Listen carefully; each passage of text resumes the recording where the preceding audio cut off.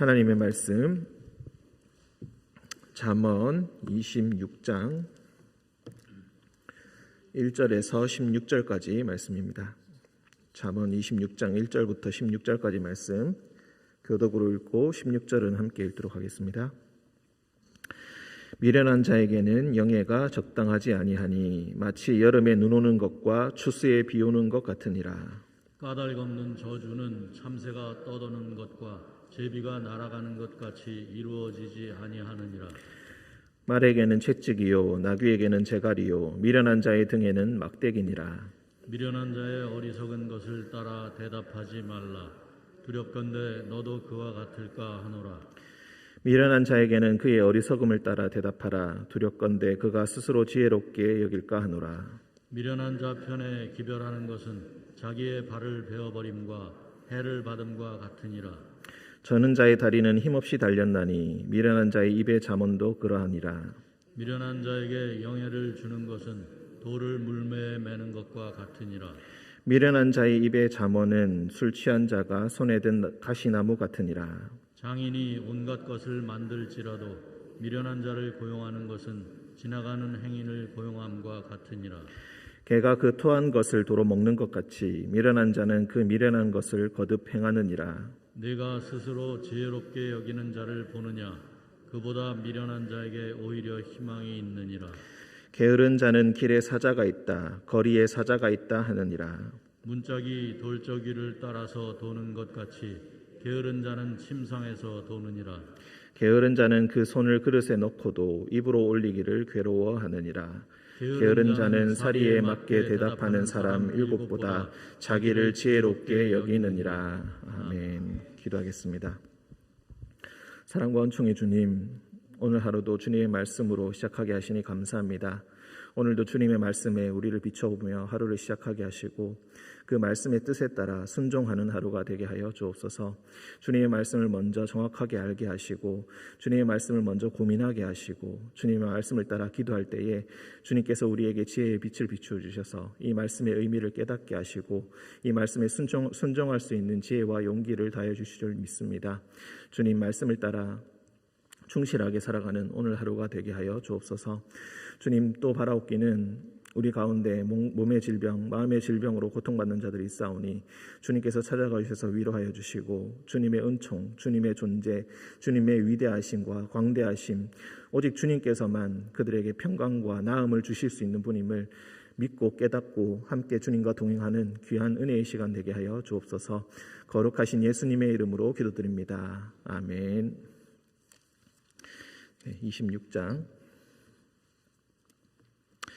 26장은 전체적으로 내용의 구조를 파악하기가 굉장히 쉽습니다. 1절부터 12절까지 보시면은 우리가 잘 알 수 있듯이 미련한 자에 대해서 계속 반복해서 이야기합니다. 그리고 13절부터 16절까지, 오늘 말씀이 16절까지인데 13절부터 16절까지는 게으른 자에 대해서 이야기합니다. 그리고 17절부터 28절까지는 또 여러 가지 행하지 말아야 할 사람들에 대해서 이야기하고 있습니다. 17절에 예를 들어서 간섭하는 자, 함부로 사람을 죽이는 미친 사람 등등의 여러 가지 또 인물들에 대해서 이야기하고 있습니다. 25장 1절부터 우리 14절까지 아마 묵상했을 때 말씀드린 것은 신하들의 입장에서 어떤 신하가 되어야 할 것인가, 거기에 초점이 맞추어져 있다. 25장부터 29장까지가 그러하고 또 특히 28장부터 29장까지는 왕에 관하여서 왕이 지켜야 할 통치자의 규범, 이런 것들을 이야기하고 있다. 이렇게 이야기합니다. 그러니까 25장부터 29장까지는 한마디로 지도자들이 중점적으로 따라야 할 잠언이다. 이렇게 볼 수가 있겠습니다. 그러면 그런 관점에서 우리가 또 26장을 본다면은 미련한 자, 게으른 자, 이 자들을 조심해야 된다라는 의미로 그런 자들을 지도자로 세워서는 안 된다라는 그런 의미에서 말씀을 전체의 방향을 두고 보시면 되겠습니다. 1절에 미련한 자에게는 영예가 적당하지 아니하다. 영예가 곧 영광에 적당하지 아니하다. 이 말과 똑같습니다. 영광에 적당하지 아니하다라는 말은 미련한 자가 지도자의 위치에 올라서는 안 된다라는 뜻으로 쉽게 우리가 이해할 수 있겠습니다. 만약에 미련한 자가 지도자의 위치에 올라서게 된다면 나라의 정책과 방향을 좌지우지할 수 있는 그런 위치에 서게 된다면 그것은 곧 자연재해와도 같다. 마치 여름에 눈이 오는 것과 추수 때에 비 오는 것과 같다. 한 해의 농사가 전부 다 망치게 된다. 단지 여름에 눈이 오고 추수 때 비 오는 것 같은 그런 사태를 통하여서 수확량이 많이 줄어들게 되고 그리고 나라의 경제 근간이 흔들리게 되는 그런 일들이 일어나게 된다. 이것은 미련한 자를 지도자로 맞이하는 것은 마치 이와 같이 사람들에게 재앙을 가져다 주는 것이다. 2절 까닭 없는 저주, 즉 아무 이유 없이 남에게 퍼붓는 저주를 의미합니다. 이런 저주는 참새가 떠도는 것과 제비가 날아가는 것 같이 이루어지지 아니한다. 참새가 떠돌아다닌다, 제비가 날아다닌다, 이런 말은 새가 어떤 땅 위에 안식할 장소를 찾지 못한 채 이곳으로 갈까 저곳으로 갈까 떠돌아다니는 것을 의미합니다. 즉 아무 이유 없이 아무 정당하지 않은 이유로 남에게 퍼붓는 그런 저주의 말들은 그 새가 날아다닌 것처럼 땅에 안착하지 못하고 그래서 그런 저주는 전혀 이루어지지 않을 것이다. 즉 이렇게 까닭 없이 퍼붓는 저주를 두려워할 필요가 없다. 조금 더 문맥에 따라서 해석을 하자면 미련한 자가 이렇게 까닭 없는 저주를 현명한 자들에게 퍼붓고 말도 되지 않은 말로 그리고 까닭 없는 저주로 남들에게 폭언을 할 때에 이런 말들은 전혀 두려워할 이유가 전혀 없다는 것을 우리가 생각할 수가 있겠습니다. 3절 말에게는 채찍이요 나귀에게는 재갈이요 미련한 자의 등에는 막대기니라. 미련한 자에 관해서 굉장히 하대하고 있습니다. 말과 나귀와 같은 존재로 이야기합니다. 말과 나귀는 길들이기 전에는 전혀 인간에게 쓸모가 없지만 열심히 훈련시키고 조련시켜서 말과 나귀를 잘 사용할 수 있게 됩니다. 즉 미련한 자의 등에는 막대기가 필요하다라는 말은 미련한 자가 그만큼 짐승의 위치와 같다라는 하대의 의미로도 쓰일 수 있겠지만 이런 자들도 잘 훈련시키면은 나라에 유익이 될 수가 있다라는 뜻으로도 해석을 할 수가 있겠습니다. 사실 잠언 이런 지혜서와 같은 곳에는 사람들은 항상 훈련을 받아야 된다. 지혜의 기준에 따라서 늘 훈련을 받아야 하고 그리고 더 나은 존재가 되어야 된다라고 이야기합니다. 그리고 그 지혜를 간절히 사모하는 자가 그것을 얻을 수 있게 될 것이다 라고 이야기합니다. 이런 미련한 자도 잘 이끌어 나간다면 충분히 가능성이 있다. 4절과 5절은 한 묶음으로 보시면 되겠습니다. 이 4절과 5절은 겉으로 보기에는 서로 굉장히 모순된 이야기를 하고 있습니다. 상반절만 보시면은 미련한 자의 어리석은 것을 따라 대답하지 말아라. 그런데 5절 상반절에는 그의 어리석음을 따라 대답하라 라고 되어 있습니다. 이 문장을 이 구조를 해석해 보자면은 4절 어리석은 것을 따라 대답하지 말라 두렵건대 너도 그와 같을까 하노라. 그와 똑같은 수준에서 대답하지 말아라. 똑같은 관점에서 대답하지 말아라. 너도 똑같이 그와 같이 어리석은 자가 될까 두렵다. 미련한 자가 될까 두렵다. 즉 미련한 자와 대화할 때는 항상 조심을 해야 하고 말을 삼가해야 한다. 그런데 대답할 때는 어떻게 대답해야 되는가? 5절에 따라서 두렵건대 그가 스스로 지혜롭게 여길까 하노라. 즉 이 말의 의미는 그와 대화를 할 때 그가 지금 하고 있는 그 말이 그 어리석은 말들이 얼마나 어리석은 것인지를 잘 깨달을 수 있게 대답해 주어야 된다. 그런 의미로 우리가 해석할 수가 있겠습니다. 그의 말에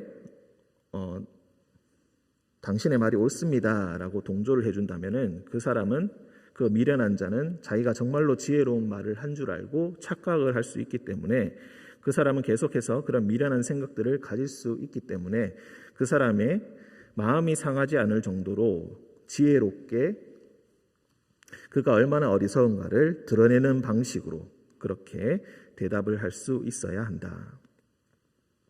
4절과 5절은 미련한 자와 대화하는 것에 있어서 얼마나 조심해야 되는가, 특히 나라를 다스리는 일에서 그것에 얼마나 조심을 해야 하는가, 거기에 대해서 이야기하고 있습니다. 6절부터 10절까지는 한 묶음이라고 보시면 되겠습니다. 6절부터 10절까지는 우리가 보통 이거를 동시먼적 구조 이렇게 설명을 합니다. 즉 이 동시먼적 구조라는 것이 어떤 것이냐면은 6절과 10절의 내용이 조금 비슷하고 7절과 9절의 내용이 비슷하고 7절에 보시면은 미련한 자의 입의 잠언이다. 9절에도 미련한 자의 입의 잠언이다. 이렇게 똑같은 말이 나오고 있습니다. 그리고 8절 이렇게 해서 이것을 동시먼적 구조라고 부릅니다. 이렇게 문장과 단락을 구성하는 이유는 일단 외우기 쉽게 하기 위해서 이렇게 구성하는 것도 있고, 그리고 이 말에서 가장 중요한 것이 8절이라는 것을 의미하기도 합니다. 그래서 6절부터 10절까지는 미련한 자에 대해서 또 하나의 단락을 구성하고 있다. 그래서 이것을 할 때에 이렇게 문장을 파악하고 단락을 파악하는 이유는 그 문장의 의미를 조금 더 쉽게 이해할 수 있기 때문에 그렇습니다. 6절에 미련한 자 편에 기별하는 것, 즉 미련한 자에게 어떤 소식을 전하게 하고 나라의 일을 맡기는 것은 자기의 발을 베어버린과 해를 받은과 같다. 즉 그런 미련한 자에게 일을 맡길 바에는 자기의 발을 자르는 것이 낫다라는 표현으로도 생각할 수가 있겠습니다. 얼마나 일을 맡기는 데 있어서 조심을 해야 되는가, 사람을 고르는 데 있어서 얼마나 조심을 해야 하는가, 이것에 대해서 이야기합니다. 마찬가지로 그런 관점에서 10절도 우리가 먼저 보도록 하겠습니다. 10절은 이 구절은 아마 잠언에서 가장 해석하기가 어려운 구절이다 이렇게 이야기합니다. 여러 사람들이 이 10절을 해석하는 데 있어서 정말로 같은 문장이 맞나 싶을 정도로 천차만별로 이 구절을 해석합니다. 먼저 우리가 해석되어 있는 이 10절을 기준으로 생각해 보자면은 장인이 온갖 것을 만들지라도, 온갖 좋은 것을 만들어낸다 할지라도 미련한 자를 고용하여서 그것을 팔게 한다면은 그냥 지나가는 사람을 고용함과 같다. 즉 아무리 좋은 것을 만든다 할지라도 미련한 자가 그 중간에 끼게 되면은 그 일의 보람이 하나도 없어지게 될 것이고 오히려 일을 망치게 될 것이다 라는 뜻으로 해석을 할 수가 있겠습니다. 루터는 이 말씀 구절을 해석할 때에 또 루터 말고도 여러 사람들이 이렇게 해석을 합니다. 어리석은 자나 지나가는 사람을 고용하는 것은 아무나 다치게 하는 궁수와도 같다. 즉 아무에게나 화살을 쏘아대는 것과 같다라고 이렇게 해석을 합니다. 즉 좋은 일, 나라의 일을 할 때에 미련한 자를 고용하는 것, 그것은 많은 사람들에게 그냥 화살을 쏘아대는 것과 같은 그런 결과를 가져다 준다. 아주 위협적인 결과를 가져다 준다. 그렇게 우리가 볼 수가 있겠습니다. 6절과 10절의 내용이 어느 정도 일맥상통하다, 비슷하다. 그래서 6절과 10절을 해석하는 데 있어서 이런 구조를 파악하는 것이 도움이 됩니다. 7절 저는 자의 다리는 힘없이 달렸나니 미련한 자의 입의 잠언도 그러하니라. 미련한 자가 지혜로운 말을 해보겠다고 잠언을 이야기할 때에 그 잠언은 저는 자의 다리와 같아서 그것에는 아무런 힘도 없고 의미도 없다. 9절 미련한 자의 입의 잠언은 술 취한 자가 손에 든 가시나무 같으니라.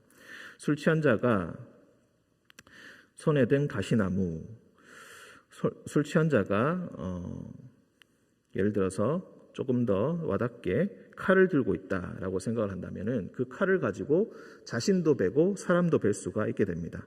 즉 미련한 자의 입의 잠언은 술 취한 자가 칼을 손에 들고 휘두르는 것과 같다라는 뜻으로 해석을 할 수가 있겠습니다. 아무런 의미도 없고 오히려 사람을 다치게 할 뿐이다. 8절 미련한 자에게 영예를 주는 것. 영예를 주는 것은 1절에도 반복되어 있습니다. 높은 자리에 오르는 것, 지도자의 자리에 오르는 것을 이야기합니다. 미련한 자가 지도자가 된다면은 돌을 물매에 매는 것과 같다. 옛날에 물매는 쏘면은 그게 200m까지 날아간다고 합니다. 다윗도 골리앗을 죽일 때 이 물맷돌을 활용하였습니다. 돌을 물매에 매는 것과 같다는 것은 어떤 것입니까? 미련한 자가 지도자가 된다는 것은 많은 사람들이 돌을 맞게 되는 것과 똑같은 결과를 가져온다. 얼마나 큰 안 좋은 결과를 가져오게 되고 그 파급력이, 부정적인 파급력이 굉장한 영향을 끼치게 된다. 이것을 의미하고 있습니다. 8절과 9절과 10절에서 계속해서 이야기하는 것은 사람들에게 큰 해를 끼칠 수 있다라는 것을 이야기합니다. 돌을 물매에 매고 술 취한 자가 손에 가시나무를 들고 휘두르고 그리고 온갖 것을 만든다 할지라도 헛된 곳에 다른 구절로 해석한다면은 다른 방법으로 해석한다면 사람들에게 화살을 쏘는 것과 같다. 11절, 12절 개가 그 토한 것을 도로 먹는 것 같이 미련한 자는 그 미련한 것을 거듭 행하느니라. 11절은 따로 해석이 필요 없을 줄 믿습니다. 12절 네가 스스로 지혜롭게 여기는 자를 보느냐 그보다 미련한 자에게 오히려 희망이 있느니라. 이 잠언에 이 저자가 이야기하는 것은 미련한 자보다 더 안 좋은 사람들이 있는데 바로 스스로 지혜롭게 여기는 자다. 스스로 미련한 것을 깨닫지 못하고 오히려 나는 지혜롭다 여기는 자다. 이 사람은 더 희망이 없다. 오히려 미련한 자에게 희망이 있다. 이렇게 이야기합니다. 13절 게으른 자는 길에 사자가 있다 거리에 사자가 있다 하느니라. 게으른 자의 특징에 대해서 이야기합니다. 게으른 자의 특징은 현실을 올바로 해석할 능력이 없다. 현실을 과장된 방법으로 해석을 한다라는 것입니다. 내가 오늘 길에 나가서 사자에게 물어 뜯겨서 죽을 그 가능성이 얼마나 될 것인가. 그런데 게으른 자는 그 가능성을 굉장히 높게 이야기하면서 호들갑을 떨면서 내가 길에 나가지 않는 이유는 길에 사자가 있기 때문이고 그만큼 위협이 있기 때문이다. 그래서 내가 나가지 않는 것이다. 나의 생각이 옳다라고 주장하고 있다는 것입니다. 현실을 올바로 해석하고 자신의 책임을 올바로 인지하는 것이 바로 게으름에서 벗어나는 첫 번째 방법이라고 우리가 볼 수가 있겠습니다. 14절 문짝이 돌적이를 따라서 도는 것 같이 게으른 자는 침상에서 도느니라. 게으른 자는 나름대로 자기가 부지런하다라고 주장을 하지만 문을 열고 닫을 때에 문이 전혀 이동하지 않고 그 자리에서 맴도는 것처럼 게으른 자도 자신이 열심히 했다고 하는 것이 그저 침대 위에서 왔다 갔다 한 것과 똑같다. 즉 침대에서 뒹굴뒹굴 하는 것을 보고 자기는 굉장히 부지런하게 무언가를 했다라고 주장한다는 것입니다. 역시 현실에 대해서 전혀 올바른 자각이 일어나지 못하고 있다. 15절 게으른 자는 그 손을 그릇에 넣고도 입으로 올리기를 괴로워한다. 먹는 것조차 자기의 이제 손만 올려서 자기의 입에 넣으면 되는데 그 음식을 입에 넣으면 되는데 그것조차도 괴로워한다. 16절 가장 중요한 포인트라고 볼 수가 있겠습니다. 게으른 자는 사리에 맞게 대답하는 사람 7보다 자기를 지혜롭게 여기느니라.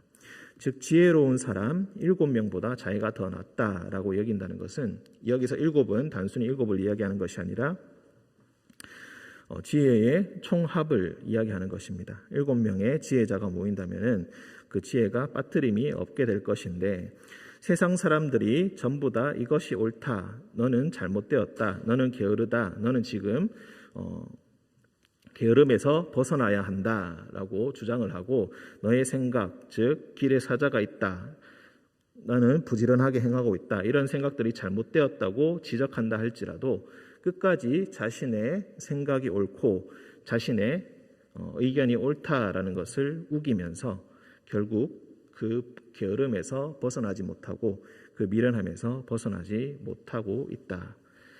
이렇게 미련한 자와 게으른 자가 스스로도 자각하지 못하고 스스로 현실을 제대로 자각하지 못하고 현실을 바꿀 힘이, 자신을 바꿀 힘이 하나도 존재하지 않는데 이런 자들을 어떻게 지도자로 쓸 수가 있겠는가? 이런 자들을 피해야 하고 이런 자들을 잘 다스려야 한다라는 것이 오늘 말씀의 핵심이라고 볼 수가 있겠습니다.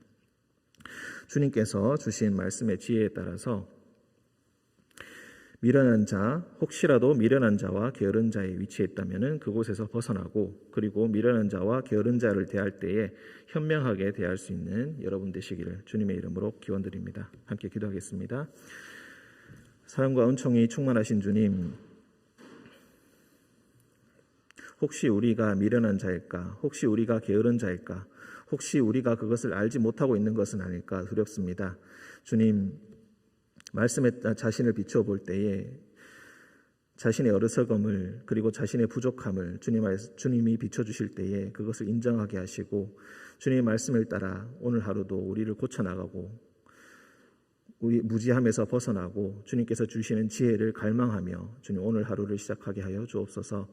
주님께서 지혜를 주실 때에 그 지혜에 따라 순종하게 하시고 자신의 생각에서 조금 벗어나 다른 사람의 생각에 귀를 기울이며 내가 혹시라도 잘못된 것이 아닌지 다시 한번 고민하는 하루가 되게 하여 주옵소서.